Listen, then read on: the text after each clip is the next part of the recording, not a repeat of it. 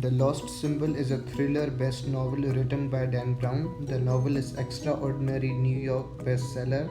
Dan Brown is also known for his other bestsellers as well. The protagonist of this story is Robert Langdon, who is a symbologist. Apart from this, Catherine and Peter Solomon, who are siblings to one another and are members of Freemasons. Sato, who is Chinese little woman who is a CIA agent and is my favorite character because she plays too smart and is the most intelligent portrait in the story. The antagonist of the story is Malik, a bald, tattooed man.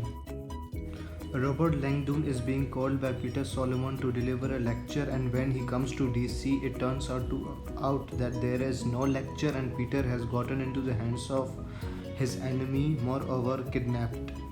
And it turns out that the enemy has left a gruesome symbol to realize Robert Langdon about the absence of Peter, and the story further continues with such twists and turns.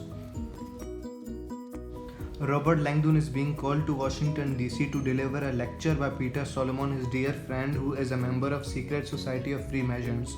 When he comes to this exact location of Capitol Building DC, he finds that he is being tricked and Peter is being obscured behind his enemy called Malik, who has kidnapped him and left Peter's left hand in the museum to be deciphered. And then comes the character of Sato, who is a CIA director who investigates the case, and she felt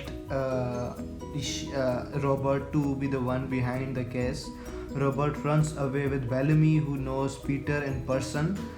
Both of them escape outside with a pyramid capstone, which is a secretive stuff portrait, and the stone was has capability of showing symbols to be deciphered, which lead to a lost wisdom or a mystery of Malik's intention was to capture the mystery.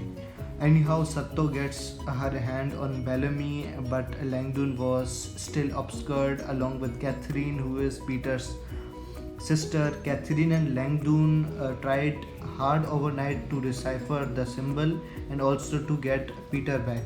At last, it turns out that Malik is Zack, who is son of Peter and who went to jail in Turkey and came back again to take revenge from his father, and he got into the hands of CIA, and Langdon along with Peter and Catherine deciphers the capstone, and the secret pointed out Bible to be the lost wisdom.